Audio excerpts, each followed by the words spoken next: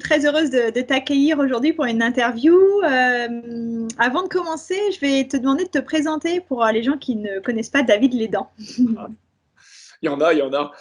Donc, David Lédan, je travaille au Parc naturel régional, on va dire depuis qu'il a été créé il y a 4 ans maintenant, en octobre 2014.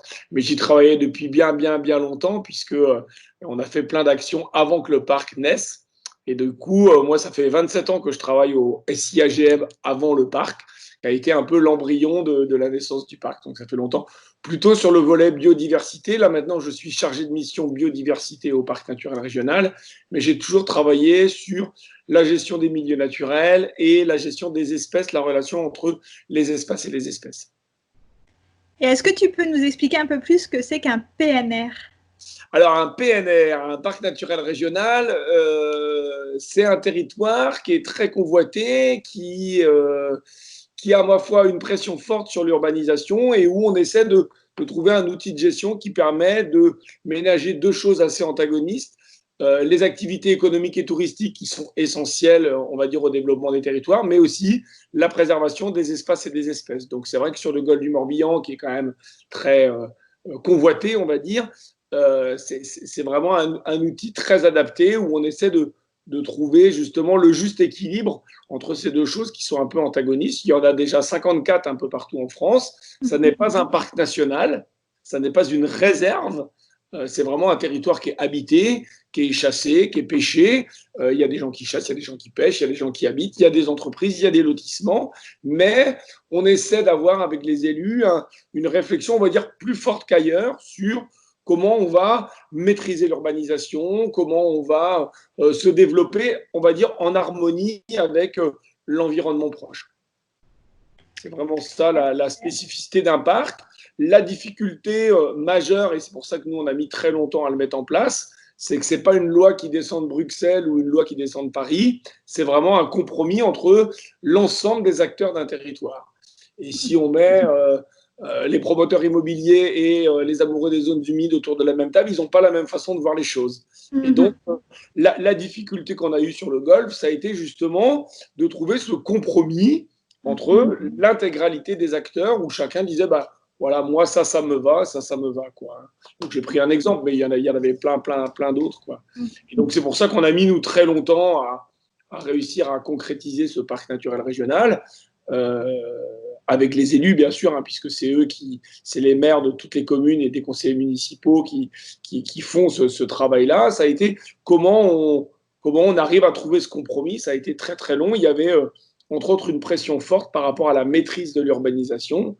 Et ça a été vraiment compliqué. Et toi, du coup, depuis toutes ces années, tu travailles, donc tu nous disais, sur le pôle biodiversité. Quelle est ton observation depuis toutes ces années sur le golfe du Morbihan en matière de biodiversité? Le golfe du Morbihan, comme partout ailleurs, je vais dire malheureusement en Bretagne, en France et en Europe, c'est quand même, on constate un appauvrissement de la biodiversité. Hein. Les espèces sont quand même de plus en plus menacées par la réduction des espaces, de plus en plus. Hein, et c'est en ça que le confinement est un peu le juste retour des choses. Mais voilà, moi, ça fait 27 ans que je travaille ici sur le golfe du Morbihan. On voit bien l'abondance de certaines espèces qui ne sont plus les effectifs qu'on avait avant. Donc, on a quand même une perte de la biodiversité en général. Et après, on a assisté aussi à des changements qui sont plus liés au changement climatique, où des espèces du sud, par exemple, sont de plus en plus fréquentes. À l'inverse, des espèces, on va dire, nordiques, qui étaient là encore abondantes il y a quelques années, ne sont plus là. Quand je suis arrivé dans le Golfe, le golfe du Morbihan était le site d'accueil pour les petits garrots à œil d'or. C'est un tout petit canard noir et blanc qui était là l'hiver. Il y en avait 800 dans le golfe. C'était le spot français. Bon, l'année dernière, il en restait 7. Donc, ces oiseaux-là, maintenant, restent le long du Rhin, en Hollande, en Belgique, en Allemagne, ne descendent plus dans le golfe du Morbihan. À l'inverse, en 2002, il y a eu la première mouette mélanocéphale, qui est une mouette méditerranéenne, qui a hiverné dans le golfe. C'était le scoop. Tout le monde venait voir cette mouette-là à la pointe de Penvins en disant « Oh, une mouette mélanocéphale dans le golfe ». Bon, l'année dernière, il devait y en avoir à peu près 6000. Plus personne ne les regarde. Voilà, donc on assiste quand même et on est surpris puisque c'est quand même à une échelle courte, hein, sur une demi-génération, ou une génération, 27 ans c'est une génération, à des changements forts, quoi. Des espèces que moi j'ai connues étant vraiment des espèces migratrices sont maintenant des oiseaux qui hivernent sur le golfe du Morbihan. C'est des changements. Alors, c'est encore une petite frange, une petite marge, mais les spacules, par exemple, étaient des oiseaux qu'on voyait que en août et en septembre. Passé le 20 septembre, il n'y avait plus de spacules dans le golfe. Bon, maintenant, elles hivernent et il y en a presque 300. Est-ce que tu as l'impression que ce changement, il se fait de plus en plus rapidement? Est-ce que tu observes ça, cette accélération du temps? Il y a une grosse accélération par rapport à ça. Ça c'est vraiment indéniable, hein. Ça va de plus en plus vite. Le souci, c'est que autant pour les espèces malléables, eh ben, elles arrivent à s'adapter et à trouver, on va dire, tant bien que mal à survivre. Le problème, c'est toutes ces espèces qui ont mis du temps à arriver là où est-ce qu'elles sont, qui ont maintenant énormément de mal à trouver leur place dans l'écosystème parce que, on va dire, les modifications sont de plus en plus rapides. Donc ça, c'est compliqué pour les espèces fragiles. Ouais. Oui. On voit fleurir partout, là, depuis le début du confinement, des vidéos, des images avec cette faune sauvage qui reprend ses droits. Toi, est-ce que tu as encore des missions déjà sur le terrain pendant cette période de confinement? Et si oui, qu'est-ce que tu observes de tout ça? Alors, ouais, donc j'ai toujours des missions de terrain et presque plus qu'avant parce que vraiment, c'est vachement intéressant de voir justement comment se comportent les oiseaux face à justement ce confinement humain. Hein. Alors, je pense que les gens ont beaucoup plus le temps d'observer la nature, donc les gens les voient plus. Je ne pense pas que les espèces, surtout pas dans un pas de temps aussi court, et on va dire repris leurs droits comme ça aussi rapidement. J'y crois pas, et les observations de terrain ne me laissent pas entendre ça. Par contre, je pense qu'effectivement, les confinés ont beaucoup plus de temps et ont plus l'œil, on va dire, à regarder ce qui se passe. Et du coup, sont surpris de voir des animaux en disant, mais tiens, on a ça chez nous, il y a eu des vidéos de chevreuils, il y a eu des vidéos assez curieuses. Je pense que c'est plus les gens qui ont le temps de regarder plutôt que les espèces qui, qui sont plus présentes. Maintenant, le fait qu'il y ait une pression moins forte, on va dire en termes de circulation ou même en termes de promenade humaine, font en sorte que les bestioles reprennent un peu leurs droits et sont plus en train à se balader. Mais je crois que c'est plus l'attention des citoyens plus que les espèces qui reprennent leurs droits. Moi, je travaille beaucoup sur les gravelots. C'est un petit oiseau qui pond ses œufs sur le bord de plage. Et là, c'est vrai que cette année, c'est super intéressant puisque on se rend bien compte que le gros souci des gravelots, c'était l'interaction avec les activités de plage et les activités de promenade, de chiens, de choses comme ça. Donc là, les plages sont interdites. Donc les gravelots ont la plage pour eux tout seuls. Et pourtant, on n'assiste pas, on va dire, à une augmentation de la population. Elle est, on va dire, en plus, sur le golfe du Morbihan, relativement relictuelle.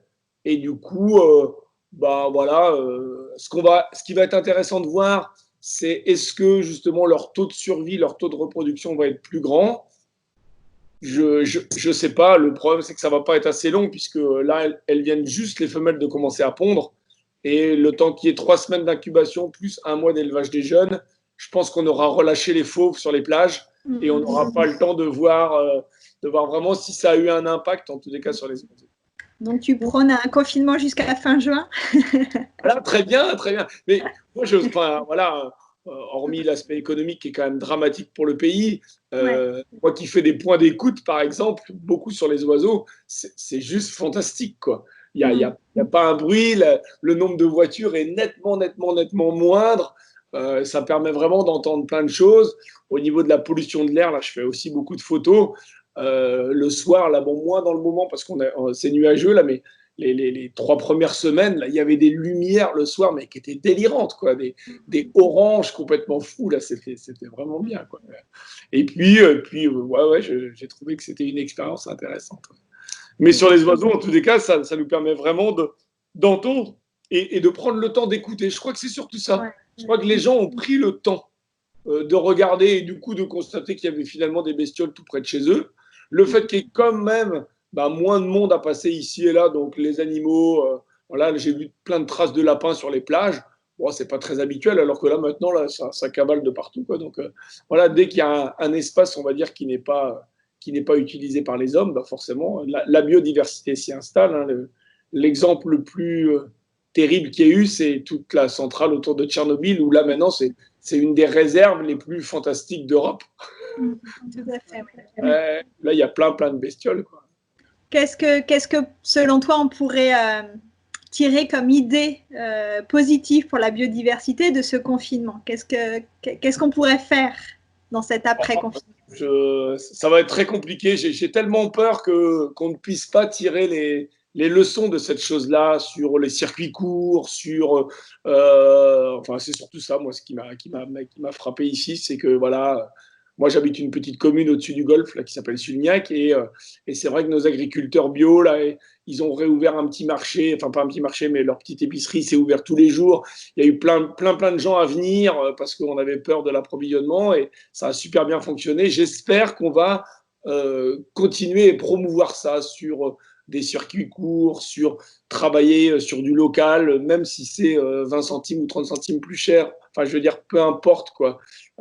J'espère que l'être humain, parce que là maintenant on est vraiment sur une question de plus philosophique à l'échelle de la planète, comprendre que voilà, on peut faire en local, on n'a pas besoin d'aller chercher en Chine, aux États-Unis ou au Chili, ceci, ça et ça, et que finalement, voilà, revenir à des choses que certains sont déjà convaincus, sans parler d'écolo, parce que j'aime pas du tout cette étiquette-là, mais voilà, de manger des fruits de saison, de manger ce qu'on peut produire localement, ce qui peut être produit sur la commune ou on va dire dans un circuit très court. J'espère qu'on va pouvoir mettre ça plus en avant encore que ça ne l'est et que ça puisse vraiment servir et nos paysans, parce que c'est important qu'ils vivent, mais aussi voilà, vraiment sur des choses courtes, quoi.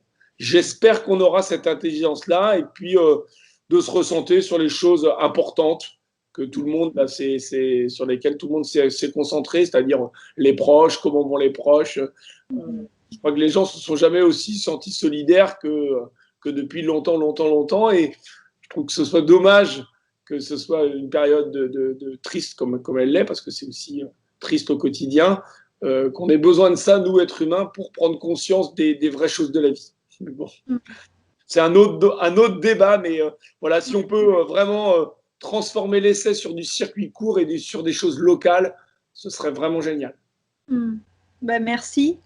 Mais absolument si on veut t'entendre et notamment éventuellement faire des balades ornithologiques ou sur d'autres thèmes que la biodiversité, c'est possible avec le parc? Voilà, souvent via le parc. Donc, dans le cadre de l'Atlas de la biodiversité communale, j'ai fait plein de conférences sous forme de diaporamas sur les espèces. Ça s'est fait pas mal et ça se fera encore. Alors, je ne sais pas dans quel délai, hein, parce que ça, c'est vraiment la grosse inconnue du moment. Moi, je fais à peu près 40 sorties guidées tous les ans, qui sont des sorties qui sont organisées surtout autour du château de Sucigno. Et donc, c'est les offices du tourisme de Vannes qui s'occupe de la billetterie et de tout ça et de la réservation. Moi, je prends le groupe. J'en fais à peu près une quarantaine par an. C'est vrai que là, cette année, j'en ai fait 2, je crois. Et puis, c'était bien avant le confinement. Je ne sais pas. Je ne sais pas déjà si on aura le droit de le faire cet été. Et puis, je ne sais surtout pas si les gens vont avoir envie de se mettre dans un groupe avec d'autres personnes. Donc, ça, c'est la première chose. Mais bon, on va dire dès septembre, je pense que j'espère que tout reviendra dans la normale et qu'on pourra encore refaire des sorties. Mais voilà, les conférences thématiques sur la biodiversité, ouais, il y en a à peu près une par mois sur le parc. Donc via le Facebook du parc, on peut savoir sur quoi est la conférence et sur quelle commune elle est. Et donc là, on peut m'entendre causer des oiseaux. Il n'y a pas de problème. Ok.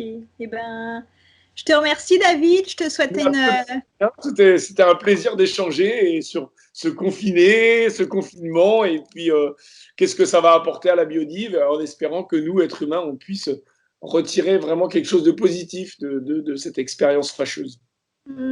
Très bien. Bah, écoute, je te remercie et puis au plaisir de partager encore entre Biogolf et le PNR pour défendre les valeurs qui nous sont chères.